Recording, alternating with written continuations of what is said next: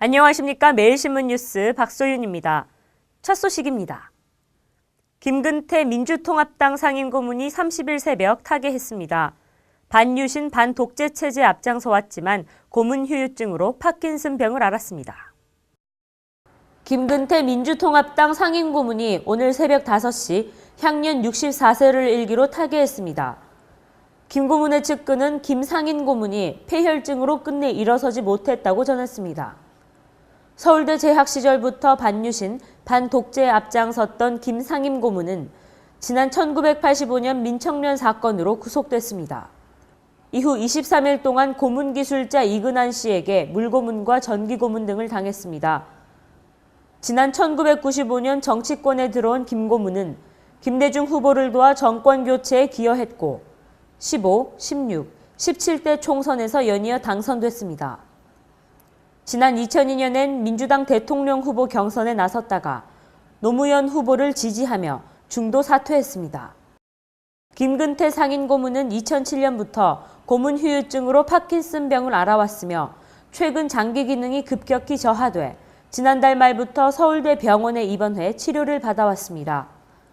최근까지도 내년 총선 출마를 준비하며 민주당 내 진보 개혁 모임의 고문을 맡아 야권 대통합의 필요성을 역설하는 등 세상과의 소통을 계속해왔습니다. 이달 초 발생한 공군 T-59 훈련기 추락 사고가 조종 불능 상태에서 발생한 것으로 알려졌습니다. 공군이 비행사고대책본부를 설치해 조사한 결과 추락한 T-59 훈련기가 가상 긴급 착륙 훈련 중 조종 불능 상태에 빠진 것으로 확인됐습니다. 긴급 착륙 훈련은 항공기가 이륙한 직후 엔진이 비정상적으로 꺼지는 상황을 대비해 기지 주변의 인구 밀집 지역을 피해 착륙하는 고난도 훈련입니다. 공군 관계자는 착륙 경로로 진입하기 위해 선회하던 중 속도가 급감해 조종사가 조종을 하려고 해도 할 수 없는 상태에 빠졌다며 조종사가 급히 회복 조작을 시도했지만 고도가 낮아 지상에 충돌했다고 설명했습니다. 공군은 영상음성 기록 장치와 기체 잔해를 조사한 결과 항공기 결함은 없었던 것으로 판단했습니다. 이에 따라 내년 1월 3일부터 T-59 기종 비행을 재개하기로 했으며 긴급 착륙 훈련을 비롯해 현 비행 교육 및 훈련 체계를 전면 재검토할 예정입니다.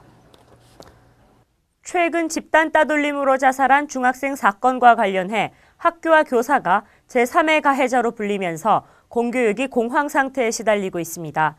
학교와 학생 간의 관계 회복을 위한 신뢰 회복이 중요한 때입니다. 대구의 중학생 자살 사건 파문으로 공교육 시스템과 교사 전체가 불신을 받는 상황이 벌어지면서 학부모와 교사들의 걱정스러운 우려가 높아지고 있습니다. 대구의 한 중학교 교사는 학교와 선생님들의 신뢰가 땅에 떨어졌다며 교사와 학교에게 힘을 보태달라고 토로했습니다.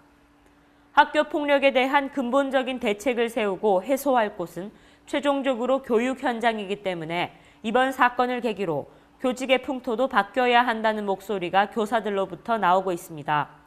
교사와 학생, 학부모의 관계 개선이 가장 근본적이고 장기적인 처방이라는 것입니다. 한 중학교 교장은 학생과 교사 간 존중이 가장 중요하다며 존중과 존경이 쌓이면 신뢰가 이루어질 수 있고 이것이 학교 폭력의 가장 근본적인 해법이라고 강조했습니다. 학교 폭력은 결국 사회 전체가 나서야 할 문제로 학교 폭력과 관련한 당장의 책임 소재를 가리기보다 교사와 학부모, 학생 간의 신뢰 회복을 위한 해결 방안을 찾아 믿을 수 있는 교육 환경을 조성해야 할 것입니다. 경북 봉화군이 심신 수련과 건강 증진을 위한 봉화소란 등산로를 개설했습니다. 경북 봉화군이 봉화군민 운동장 뒷산에 봉화소란 등산로를 개설했습니다. 봉화소란 등산로는 경사가 완만해 누구나 쉽게 오를 수 있고 봉화를 대표하는 춘향목이 많아 소나무에서 발산되는 피톤치드와 함께 산림욕을 즐길 수 있습니다. 또한 시내 중심가에서 가까운 거리에 위치하고 있어 접근이 용이하고 봉화 시내 전역과 내성천을 한눈에 조망할 수 있습니다. 그리고 탐방 중에 꽃과 풀 등의 특징을 자세히 알아볼 수 있도록 QR코드 수목 표차를 설치해 눈길을 끌고 있습니다. 북한이 28일 연결식에 이어 김정일 위원장을 추도하는 대규모 집회를 열었습니다. 김정일 위원장 중앙 추도 대회가 29일 오전 평양 김일성 광장에서 열렸습니다. 평양 주민 10만여 명이 모인 가운데 조선중앙TV 등 북한 매체를 통해 생중계됐습니다. 특히 추도 연설을 통해 새 지도자로 등장한 김정은에 대한 충성을 맹세했습니다. 김영남 최고인민회의 상임위원장은 추도사에서 김정은이 김정일의 사상과 영도, 배짱을 이어받은 최고 영도자라고 치켜 세웠으며 김기남 노동당 비서 등 다른 연설자도 김정은을 따라 위협을 계승해 나가야 한다고 밝혔습니다. 후계자 김정은이 최고 지도자로 등극한 뒤 내놓을 북한의 첫 정책 방향은 내년 신년 공동사설을 통해 공개될 것으로 보입니다. 경북 포항시 형산강 정비공사가 본격화될 전망입니다. 포항시가 형산강 고수부지에서 형산강 정비공사 기공식을 개최했습니다. 이 공사는 포항 시민의 오랜 수건이었던 동비운하 건설과 관련된 국가하천 정비계획의 일환으로 전액 국비 예산으로 진행됩니다. 총 사업비 163억 원의 예산이 소요되며 오는 2013년 6월까지 준공될 예정입니다. 이 중 수변공원 조성 사업은 도시하천 수변공간 복원 등 국가하천에 대한 생태와 문화 등이 조화된 복합 공간 창조를 목표로 하고 있습니다. 또 바닷물이 강으로 역류하는 현상을 예방하기 위해 형산강 물관리센터를 만들어 동빈 내항 복원 사업의 효율성을 극대화할 것으로 보입니다. 김관용 경북도지사가 연말을 맞아 송년 메시지를 전했습니다.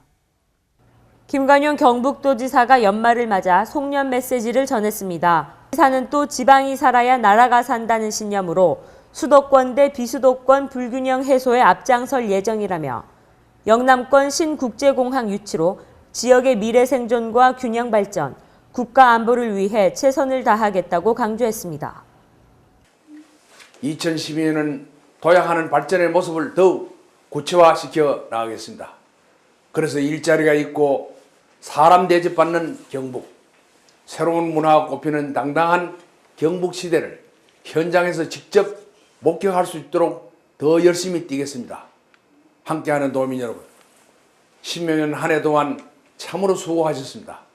임진년 새해에는 바라는 일이 속 시원하게 이루어지시고 더욱 건강하시고 행복하시길 빕니다. 감사합니다. 올해도 이틀밖에 남지 않았습니다. 당분간 한파 걱정은 안 하셔도 되겠습니다. 오늘은 어제보다 기온이 큰 폭으로 떨어지면서 아침에는 추웠지만 낮 동안에는 어제만큼 포근하겠습니다.